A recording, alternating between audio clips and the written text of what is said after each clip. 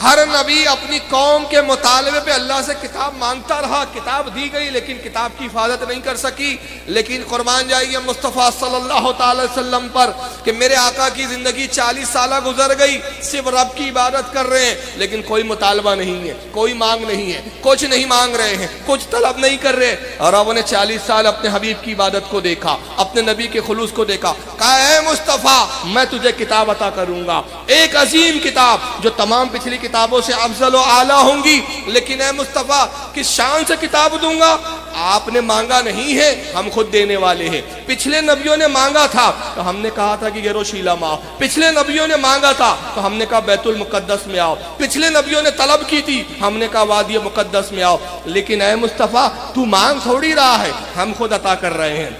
और जब हम अता कर रहे हैं तो तुझे रोजा रखने की जरूरत नहीं, किसी मुकद्दस मकाम पर आने की जरूरत नहीं, इसलिए कि तेरा वजूद और है, दीगर अंबियाओं का वजूद और है। उन्हें वादी मुकद्दस में आने की जरूरत है, उन्हें बैतुल मुकद्दस में आने की जरूरत है, उन्हें यरूशलेम में आने की जरूरत है। लेकिन ऐ मेरे हबीब जहां तू रह जाए वो जगह मुकद्दस हो जाती है, जहां तेरे कदम पड़ जाए वो जगह वादी हो जाती है, जहां तू हो वो जन्नत हो जाती है। हम तुझे मुकद्दस मकाम पे नहीं बुलाएंगे। पिछले नबियों ने मांगा था तो हमने दिया मांगने पर, तू जब मांग नहीं रहा है तो हम खुद देंगे। तो हम कैसे देंगे? तुझे पहाड़ पर नहीं बुलाएंगे, तुझे बैतुल मुकद्दस नहीं बुलाएंगे, तुझे यरूशलेम नहीं बुलाएंगे। ऐ मुस्तफ़ा, ऐ मेरे हबीब, तू जहां होगा किताब वहां भेज देंगे। तू बद्र में होगा किताब वहां भेजेंगे, तू ओहद में होगा किताब वहां भेजेंगे, तू खंदक में होगा किताब वहां भेजेंगे, तू मक्का में होगा किताब वहां भेजेंगे, तू मदीने में होगा किताब वहां भेजेंगे। जहां तू होगा किताब वहां आ जाएंगी,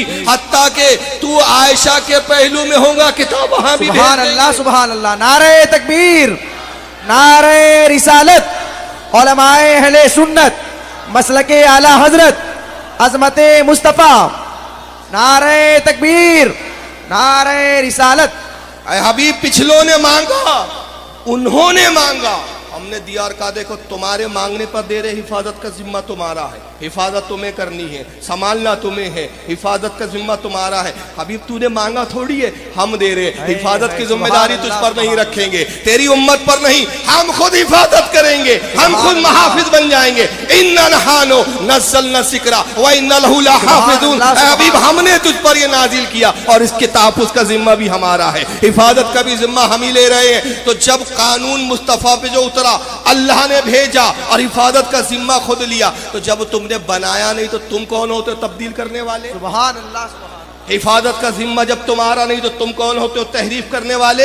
ये कानून रब है, ये मुस्तफ़ा और अल्लाह का कानून है। जब हमने बनाया नहीं तो हम बदलने की ताकत भी नहीं रखते। कुरान और हदीस के कानून को एक लम्हा इधर से उधर नहीं कर सकते, एक इंच इधर से उधर नहीं कर सकते। अरे तुम मिट जाओगे लेकिन कुरान कानून नहीं मिटने वाला, शरीयत मुस्तफ़ा नहीं मिटने वाली, इसलिए कि उसकी हिफाजत का जिम्मा खुद खाली के कायनात ने। नारे तकबीर, नारे रिसालत, अजमते मुस्तफ़ा, अजमते इस्लाम, मसलके आला हजरत, उलमाए अहले सुन्नत, अल्लामा फारूक खान साहब क़िबला, नारे तकबीर, नारे रिसालत।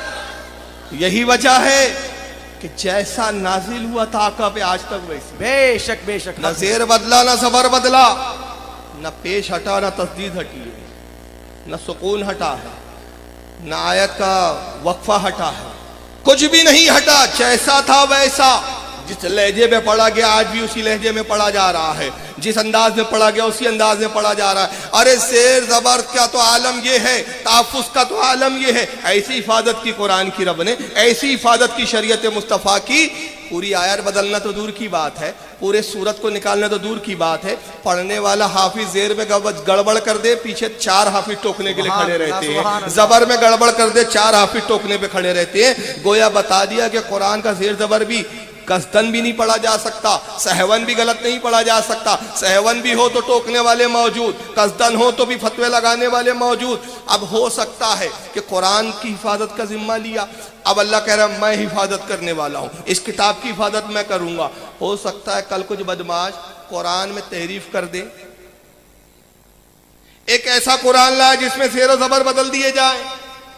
मैंने कहा शेर नहीं बदल सकते, जबर नहीं बदल सकते। कोई कहेगा फारूक साहब किस बुनियाद पे आप कह रहे हो, कौन सा मुश्किल काम है बदलना? अरे अगर कोई आयत करीमा है कि अल्हम्दुलिल्लाहि रब्बिल आलमीन, अल्हम्दुलिल्लाहि, तो अल्हम्दुलिल्लाहि भी कर सकते हैं, रब्बिल आलमीन की रब्बुल आलमीन कर सकते हैं। पेश कर दिया, जेर हटा दिया, पेश लगा दिया, कादे को हमने बदल दिया, क्या बदला नहीं जा सकता? इन्नल्लाह जहां जाया वह अन्नल्लाह कर दीजिए आप, कादे के जेर को जबर कर दिया हमने। मायने बदलते तो बदले, हमें क्या, हमने तो बदला है, और हम पर तो कोई अजाब नहीं आया। आप तो कह रहे थे कि बदल नहीं सकते, हमने तो बदल दिया। तो मैं जवाब में कहूंगा कि ये इससे ही पता चला कि आप कितने नाकिसुल अक्ल हैं जी। कुरान का लब लहजा तो देखिए, हिफाजत के लिए अरबी में एक लफ्ज ये भी तो आता है, हफीज, हफीज भी आता है। कुरान ये भी तो कह सकता था कि ए हबीब मैंने नाजिल किया, मैं ही इसका हफीज हूं, मैं ही इसका महाफिज हूं, लेकिन कुरान ने वहां लफ्ज का इस्तेमाल किया, हाफिजून, हाफिज की जमा हाफिजून। इसमें इशारा किया गया कि कुरान इसलिए नहीं बदला जा सकता कि पिछली किताबों का हाफिज सिर्फ नबी होता था, लेकिन हमने ऐसी हिफाजत की इसकी, ऐसी हिफाजत की कि मोहम्मद उम्मत मोहम्मदिया में, मुस्तफा की उम्मत में बच्चे बच्चे हाफिज हो रहे हैं, बच्चे बच्चों के सीनों में उतार दिया, और ऐसा सीनों में नक्श कर दिया, तुम औराक बदल सकते हो, तुम सफाद बदल सकते हो, तुम सियाही बदल सकते हो, तुम मसहब बदल सकते हो, तुम बाइंडिंग चेंज कर सकते हो, तुम कागज चेंज कर सकते हो, लेकिन जो हाफिजों के सीने पर हमने कुरान को नक्श कर दिया, उसको कैसे बदलोगे? सुभान अल्लाह, सुभान अल्लाह, बेशक हक है। वो तहरीरें नहीं मिटाई जा सकती। अपने मजहब को समझने की कोशिश कीजिए, अपनी औलादों को इल्म से आरास्ता कीजिए, तालीम दीजिए अपनी औलादों को, इस्लाम के बारे में बताइए, समझाइए, खुद समझने की कोशिश कीजिए। इस्लाम वो मजहब है, जितना पढ़ोगे, जितना सीखोगे, उतनी इस्लाम से मोहब्बत बढ़ते जाएगी, उतनी इस्लाम से उल्फत बढ़ती जाएंगी। अल्लाह ताला से दुआ है खालिक कायनात आज की इस बज़्म को कबूल फरमाए, जो कुछ कहा गया उस पर अमल की तौफीक अता फरमाए, कहने सुनने में कोई लर्जिश गलती हो अपने हबीब के सदक़े में उसको माफ़ फरमाए। वमा अलैना इल्लल बलागुल मुबीन। अस्सलाम वालेकुम।